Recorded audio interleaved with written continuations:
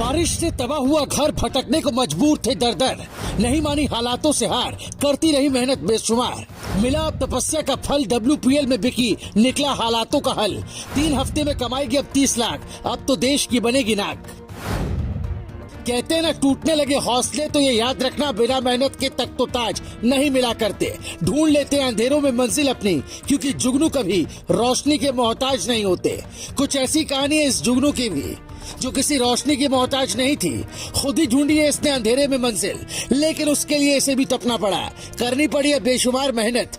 तब जाकर अब समय है अंधेरे से उजाले में आने का, खुद को और देश के नाम को रोशन करने का। जी हाँ, कुछ ऐसी ही कहानी है इस लड़की की, जिसने हालातों से हार नहीं मानी, बल्कि उन हालातों को अपना हथियार बनाया।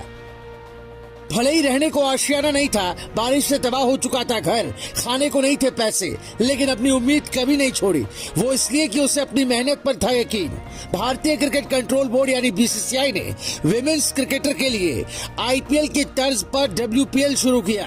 4 मार्च से 26 मार्च 2023 तक चलने वाले इस पहले सीजन के लिए 13 फरवरी को नीलामी की गई। इस नीलामी में घोर गरीबी का सामना कर रही कई महिला क्रिकेटर्स की जिंदगी को रातों रात बदल दिया। ऑक्शन की वजह से रातों रात सुर्खियों में आई इन महिला क्रिकेटर्स में एक नाम 23 साल की मिन्नू मणि का है। हम आपको इस लड़की के संघर्ष की कहानी बताएंगे, लेकिन उससे पहले ये जान लेते हैं कि मिन्नू मणि का संबंध हमारे देश के किस कोने से है। दरअसल मिन्नू मणि केरल के वायनाड से संबंध रखती है, उसी वायनाड से जहां से कांग्रेस नेता राहुल गांधी सांसद हैं। 23 साल की इस लड़की ने क्रिकेट इसलिए चुना कि इसके घर की आर्थिक हालत ठीक हो जाए। साथ ही क्रिकेट के प्रति इसका जुनून ऐसा था कि ये देश के लिए भी कुछ बड़ा करना चाहती है। ऐसे हालात में WPL इनकी जिंदगी में वरदान साबित हुआ। अब ये टूर्नामेंट में अपने खेल के जरिए जानी जाएंगी। फिर क्या पता कि आप इस लड़की को टीम इंडिया में भी खेलता देखें। आखिर WPL का भी तो उद्देश्य यही है कि छोटे छोटे जगहों से आए खिलाड़ियों को अपना हुनर दिखाने के लिए बड़ा प्लेटफॉर्म मिले, और मिन्नू मणि को यह आखिरकार मिल ही गया। आदिवासी समुदाय से ताल्लुक रखने वाली मणि के घर की आर्थिक हालत बिल्कुल अच्छी नहीं है।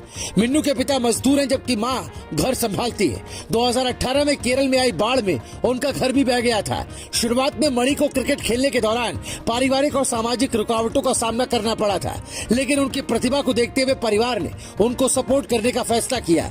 मिन्नू का पहली बार अंडर 13 की डिस्ट्रिक्ट टीम में सिलेक्शन हुआ था, तब वो 8वीं क्लास में थी।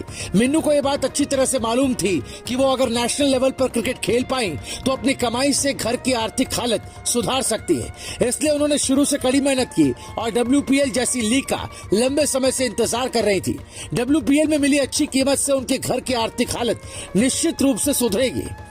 WPL में ऑक्शन के लिए मिन्नू मणि ने अपना बेस प्राइस 10 लाख रखा था, लेकिन नीलामी के पहले फेज में कई बड़े नामों के अनसोल्ड रहने के कारण किसी टीम द्वारा खरीदे जाने की इनकी उम्मीदें खत्म हो गई थी।